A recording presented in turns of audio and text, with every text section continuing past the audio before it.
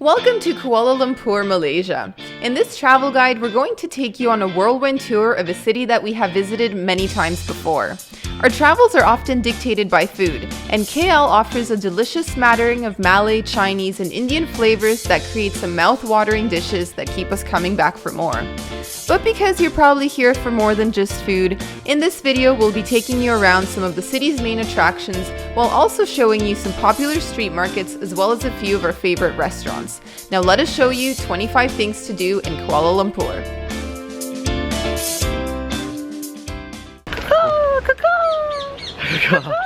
So we are at KL Bird Park, and it is the world's largest free flight walk-in aviary, and yeah, it is massive. We've been here before. We made the mistake of walking here from Chinatown last time. We arrived really sweaty and fatigued. This time we took a taxi up here, a little more refreshed. Let's go check it out.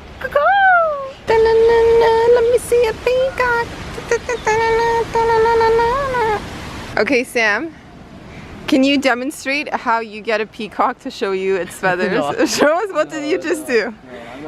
Do it on camera? Come on, flap out your arms. There's another peacock there. There's your chance, Sam. Ask the peacock.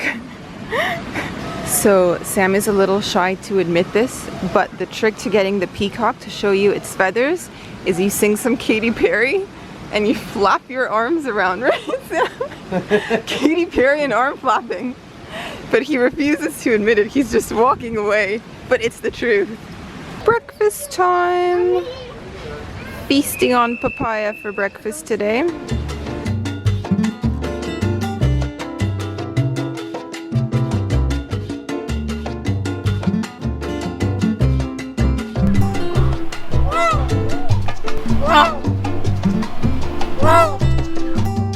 And from KL Bird Park, all we had to do was cross the road and we found ourselves in the Botanical Gardens. We're currently visiting the Botanic Gardens here in Kuala Lumpur, and I'm just hiding in the shades. It's so hot, so hot. Yeah, this is a really good place to come if you're trying to escape the midday heat.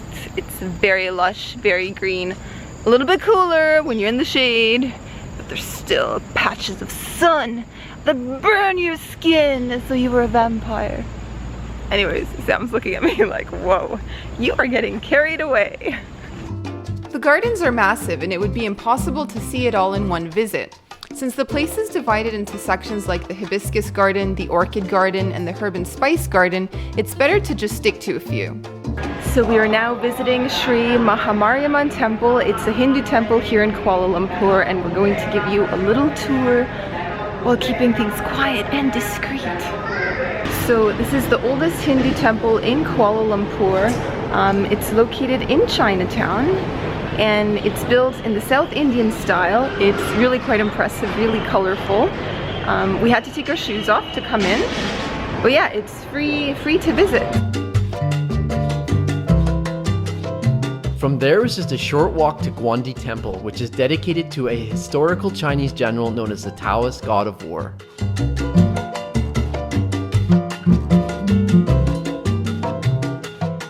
Alright, so next up we're heading into the Central Market here in Kuala Lumpur. It's a pretty cool building because it's done in the Art Deco style from the 30s, which I love. And the market is actually kind of divided into a few sections. You have shops inside the building itself, and then you have this outdoor section that's also covered, and there's like lots of little stands where you can buy souvenirs and little things. And they also have a lot of great restaurants in the area, so we'll be showing you that. Over the course of our stay in KL, we found ourselves coming back to the Central Market again and again. To be honest, the main draw for us was the food, as some of our favorite restaurants were located either in or around the market. So let's have a look at some of those. First up, there's Precious Old China on the second floor of the market. This restaurant outdoes itself with every plate, but our absolute favorite was the giant bowl of Nyonya Laksa. It was rich, it was coconutty, and well, we couldn't stop raving about it. Look at the size of this bowl. Like, look at my little hand. Put your hand over top of it. There's my little hand. It's like bigger than my hand. Squeeze some lime. Lime is always good.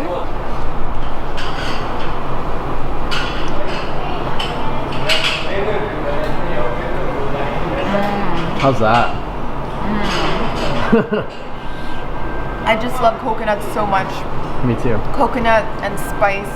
It's really, really good. I'm so happy with this. Then just outside the central market in a bright yellow building, you have Yusoof done Zakhir, which serves up delicious Indian food.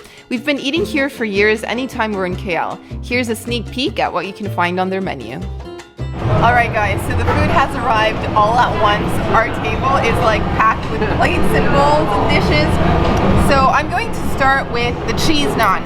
We ordered 2 different types of naan today, cheese and garlic. Oh man, and these are like fresh out of the oven. This is like burning my fingers. Yeah, it's really cool to see the tandoori oven that they're cooking. Yeah. So anyways, I can feel already it's like very fluffy and light. And you can see the melted cheese in there as well. It's just like your plain sliced cheese. They just put it in the middle and it gets all ooey and gooey. And I'm going to dip it in my dal here. La la.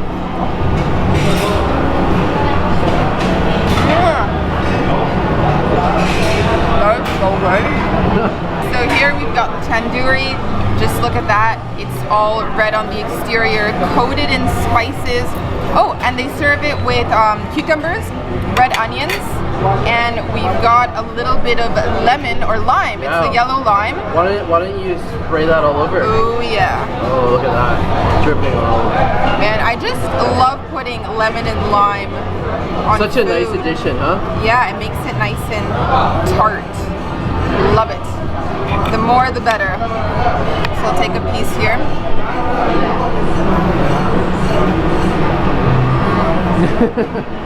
What do you think of the chicken, the tandoori? It's awesome. Like you said, I love the crispiness on the outside and just the amount of flavors and spices that's on there. And the colors, like look at the colors. It's just a really nice cut, of meat. It's juicy and just really tender and really tasty. Yeah, it's just fantastic. Fantastic. Another place to hit up in Chinatown is Petaling Street. When the sun sets, this place comes to life, especially in regards to street food. You can find everything from clay pot rice to stir-fried noodles, all on a budget. Now let's move on to the city's biggest attraction, the Petronas Towers. These are twin skyscrapers that once held the title of tallest building in the world. We skipped going up the towers, but we did enjoy KLCC Park, which is the garden directly in front of the towers, and we also stuck around to watch the Lake Symphony. If you're in the mood to shop, Suria KLCC Shopping Mall is a great place to do so. Somebody went shopping. Have gone shopping today. We're not the biggest shoppers, but we are at KLCC. We found some really good sales and we needed footwear. So 4 pairs of shoes later, here we are. We were feeling peckish after a busy day, so from there we hopped in a taxi and went over to Jalan Alor Street Night Market, where we sampled even more delicious street food. If you have a sweet tooth, you'll want to try the coconut ice cream and the ice cream mochi balls. And for something savory, you can't go wrong with the satay. Okay, so you've had durian, you've had dim sum. What else are you craving tonight? Oh, well, I'm seeing lots of really good cooked meat out here on the street, so I'm thinking maybe that might be next for me. The meat has arrived, so check it out. We got 4 different skewers. We have chicken, beef, pork, and lamb. I think it's in that order, but we'll see. And this is the satay. Yeah. Really good stuff. So let's dip it in this. Ooh, this looks like it could be peanut. I hope it's peanut. That would be awesome if it was. It is peanut. It is? Oh, that's so cool. Is that tasty? It's so juicy. Ooh. That's good. Sorry, chicken is good. Next, I'm gonna do beef. I'm just gonna take a bite of everything. And then you can have some. How's that? Yeah, that's fair. As long as you're giving me I nearly pierced my own gums. My God. That's the beef. It has like a sweet glaze.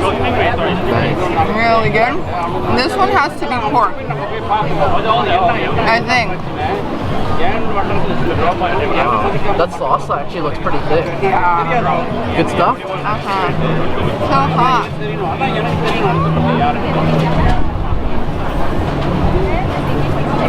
Pork. Alright, and last but not least, Last but not least, I'm still chewing. Wait. Okay, lamb. And I have to say that these are incredibly cheap. These are only 150 ringgit per piece. So you're talking like maybe like 30 cents a piece, something like that. That's Pretty good. cheap. 30, 35 cents, something like that. Even the lamb is tender. And like usually, sometimes you get that like tough mutton. This is good. Yeah, they go. Another place you can't miss in KL are the Batu Caves. These are located just a short train ride outside of the city, and you can easily visit on a half-day trip. Time for introductions. Who are we looking at over here? So we are looking at Lord Murugan over here. And it is like, it's one of the most imposing statues you can ever see. It's just massive. I think you can only really get a sense of its scale if you're here in person, or if you get like a zoomed out shot and you're seeing people like scurrying up and down the steps like little ants. It's huge. It's huge. So yeah, this is a Hindu shrine, and this is the largest statue of Lord Murugan in the whole world. And I was reading online, apparently it took 300 liters of gold paint to cover him. That's a lot of paint because he's massive. When you see how big he is, yeah, it is very massive. Yeah. We made it. So we finally made it to the top. It's a bit of a sweat fest. Oh my gosh. And so there's a few good reasons why you should come early in the morning like we did. First off, it's going to get way too hot by midday. Yeah. And secondly, you're going to want to beat all the tourist buses. Yes, and those aren't here yet, so we're in luck. Once you're done visiting, there are lots of vegetarian restaurants right across from the caves, so if you're feeling a bit hungry, this is a great place to enjoy some food.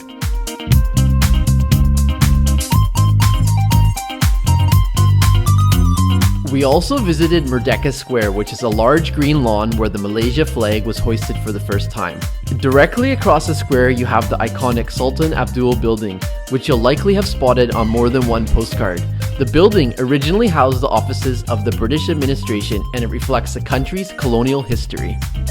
We just finished visiting Merdeka Square, and we came across a music museum, and it's free admission, so we're just checking it out now. It seems pretty cool. They have a lot of traditional instruments. So yeah, it's also a nice way to cool down because it's air conditioned and it is so hot and humid outside. There are 3 museums right across from Merdeka Square, so we hit them all up on the same morning. After visiting the music museum, we hopped over to the textile museum to see some batik, and then the KL City Gallery to learn a little bit more about the city and grab a snack. Okay, so we are wrapping up a morning of museum and art gallery hopping, and somebody was getting hungry again. Yeah. So again, durian cake, and that is an absolute piece of artwork. Look at that. This looks incredible. I almost feel guilty eating it. Almost. It's called the Durian Imperial.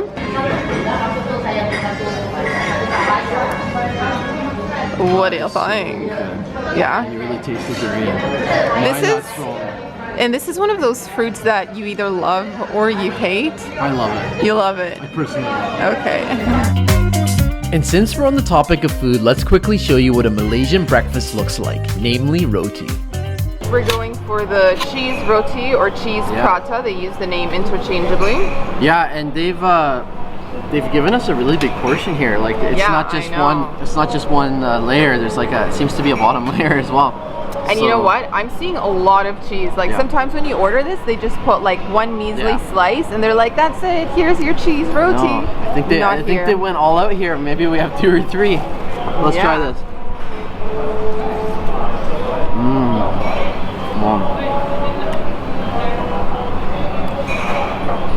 I think that's the best cheese roti I've had. Yeah. And we've been eating this in Singapore and also here in KL. Yeah, like you said, there's just a lot of cheese in here. Yeah. They did not skimp. They did not skimp out on that. Okay, so we ordered one more roti because we were still hungry. And this one down here has Milo sprinkled on it. So it's not super popular, but you can still get it. You can ask for it. And Milo is basically like a chocolate powder that you would mix into your milk, kind of like Nesquik. So yeah, this is gonna be sweet. It's gonna be sugary. It's gonna be good. It's a really popular drink here in Malaysia. You know what? We should have ordered the drink as well to kind of compare and contrast. We will do that. We will order the drink. Really? Oh man. I will get that for us. Okay, we're still eating here. So this is what it looks like the chocolate's a little bit melted. Yeah, I would try it without the curry so you can see if you can taste the sweetness. I'm not dipping this one in the sauce. Okay. And we have a cat friend. We may have to feed the cat friend. Meow meows. Sam, feed our cat friend. Come here, cat friend. Meow meows.